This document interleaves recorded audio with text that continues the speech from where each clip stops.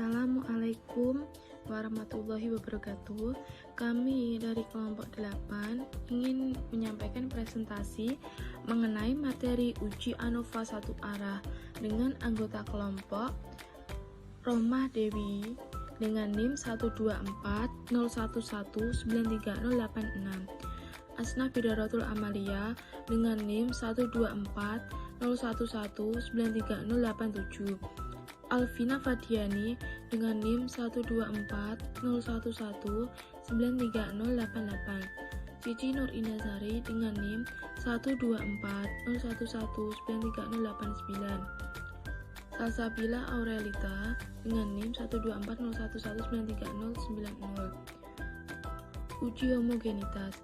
Uji homogenitas adalah pengujian mengenai sama tidaknya varian dua buah distribusi atau lebih. Homogenitas sering diartikan sebagai homogenitas teori atau konsep, homogenitas kelompok, dan homogenitas data pada penelitian eksperimental dan non-eksperimental. Terdapat berbagai macam uji homogenitas, namun pada analisis varian satu arah atau ANOVA satu arah, menggunakan homogenitas varian dengan cara Scheffey. Homogenitas dengan cara Scheffey menggunakan prinsip kerja analisis varian satu jalan atau arah. Nah, uji cara Scheffey ini dapat dipergunakan untuk banyaknya data setiap kelompok tidak sama dan populasi induknya boleh tidak normal. Langkah-langkah perhitungan uji homogenitas. Yang pertama, merumuskan hipotesis nihil. Yang kedua, bagilah anggota kelompok secara acak ke dalam subbab kelompok. Upayakan setiap kelompok paling sedikit terdapat 4 buah. 3. Menghitung jumlah kuadrat sumber variansi antar A dan dalam D. 4. Menentukan derajat kebebasan atau DB masing-masing sumber variansi. Yang kelima, menentukan rata-rata jumlah kuadrat atau RJK. Yang keenam, menghitung harga. 7. Kesimpulan. Jika F-hit kurang dari F-tab maka H0 diterima. Artinya kelompok distribusi data mempunyai varians homogen. Sebaliknya F-hit kurang dari F-tab maka H0 ditolak. Artinya kelompok distribusi data tidak homogen. Contoh uji homogenitas. Misalkan kita memperoleh data hasil belajar matematika sebagai pengaruh pemberian 3 metode, yaitu metode inquiry atau A1, metode expository atau A2, dan metode drill atau A3. Data ketiga kelompok sebagai berikut. Kelompok A1 memiliki data 5, 6, 7, 8, 7, 8, 6, 7, 8, 8, 5, 6. Kelompok A2 memiliki data 5, 3, 7, 8, 7, 5, 6, 7, 6, 8, 5, 4, 8, 6, 7, 7. Dan kelompok A3 memiliki data 7, 8, 6, 7, 8, 5, 5, 3. Pengerjaannya adalah sebagai berikut. Misalkan kelompok A1 dapat ditempatkan secara acak menjadi 3 subkelompok menjadi 6887, 5758, dan 6867. Kelompok A2 ditempatkan secara acak menjadi 4 subkelompok yaitu 6877, 7567, 5378, dan 6854. Dan kelompok A3 dapat ditempatkan secara acak menjadi 2 subkelompok yaitu 8685 dan 5377. Berikut tabel perhitungan uji homogenitas dapat dilihat pada layar berikut ini.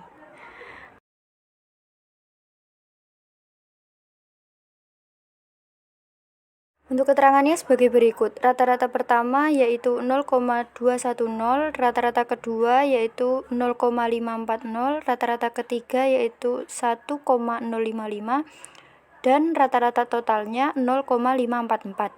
JK satunya yaitu 0,541, JK 2 2,683, JK 3 0,119. JKA-nya yaitu 0,857, RJKA yaitu 0,4285, RJKD yaitu 0,4776. F hitungnya yaitu RJKA dibagi RJKD sama dengan 0,897 dan F tabel sama dengan F 0,05, 2,7 sama dengan 4,74. Karena F hitung kurang dari F tabel, maka H0 diterima, sehingga skor ketiga kelompok mempunyai varians yang sama atau homogen. Uji ANOVA satu arah adalah teknik analisis untuk menguji perbedaan rata-rata dengan banyak kelompok yang terpilih secara acak. Secara rinci, ANOVA satu arah digunakan dalam suatu penelitian yang memiliki ciri-ciri berikut, yaitu melibatkan hanya satu perubahan bebas dengan dua kategori atau lebih yang dipilih dan ditentukan oleh peneliti secara tidak acak. Kategori yang dipilih disebut tidak acak karena peneliti tidak bermaksud menggeneralisasikan hasilnya ke kategori lain di luar yang diteliti pada perubah itu. Langkah-langkah ANOVA satu arah. Prosedur uji ANOVA satu arah. 1. Sebelum ANOVA dihitung, asumsikan bahwa data dipilih secara random, berdistribusi, normal, dan variannya homogen. 2. Buatlah hipotesis HA dan H0 dalam bentuk kalimat. 3. Buatlah hipotesis HA dan H0 dalam bentuk statistik. 4. Buatlah daftar statistik induk. 5. Hitunglah jumlah kuadrat antar grup JKA dengan rumus JKA sama dengan sigma XAI kuadrat per NAI min sigma XR kuadrat per N sama dengan X A1 kuadrat per N A1 plus X A2 kuadrat per N A2 plus X A3 kuadrat per N A3 min sigma XR kuadrat per N. 6. Hitunglah derajat bebas antar grup DBA dengan rumus DBA sama dengan A-1. 7. Hitunglah kuadrat rata antar grup KRA dengan rumus KRA sama dengan JKA per DBA. 8. Hitunglah jumlah kuadrat dalam antar grup JKD dengan rumus JKD sama dengan sigma XR kuadrat min sigma XAI kuadrat per NAI sama dengan sigma kuadrat A1 plus sigma kuadrat A2 plus sigma kuadrat A3 min X A1 kuadrat per N A1 plus X A2 kuadrat per N A2 plus X A3 kuadrat per N A3. 9. Hitunglah derajat bebas dalam grup DBD dengan rumus DBD sama dengan N min A. 10. Hitunglah kuadrat rata dalam grup KRD dengan rumus KRD sama dengan JKD per DBD. 11. Carilah F hitung dengan rumus F hitung sama dengan KRA per KRD. 12. Tentukan taraf signifikasinya, misal alfa sama dengan 0,05 atau alfa sama dengan 0,01. 13. Cari F tabel dengan rumus F tabel sama dengan F 1 min alfa DBA DBD. 14. Buat tabel ringkasan ANOVA.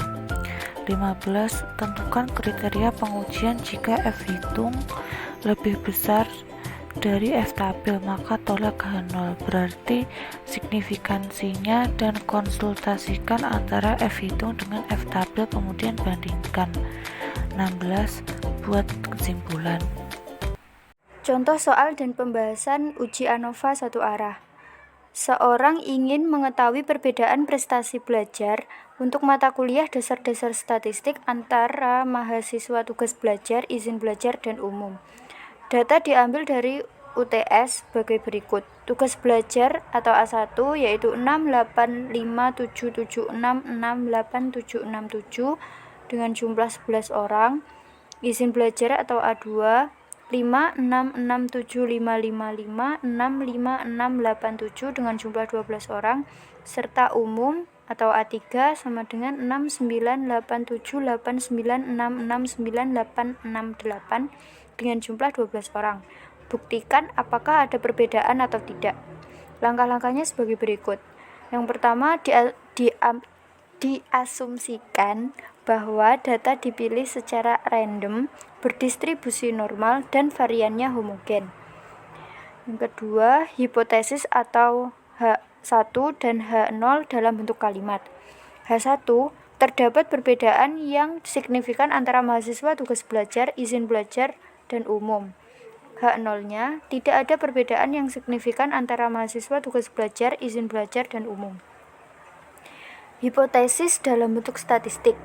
H1 yaitu A1 tidak sama dengan A2 sama dengan A3.